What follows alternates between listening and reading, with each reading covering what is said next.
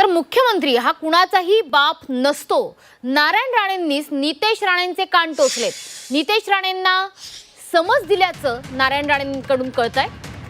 मुख्यमंत्री हा जनतेचा सेवक असतो, तो कुणाचाही बाप नसतो असं नारायण राणेंनी म्हटलंय आणि खुद्द नारायण राणेंनीच आपले पुत्र नितेश राणे यांना समज दिल्याचं कळतंय।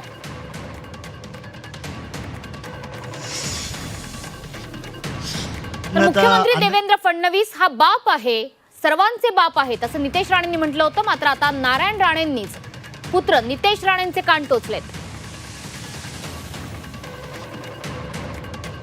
बघूयात या संदर्भात नारायण राणे नेमकं काय म्हणालेत।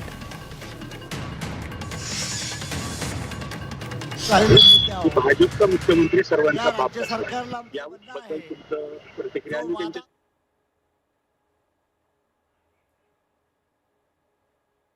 याबद्दल बोललेलो आहे।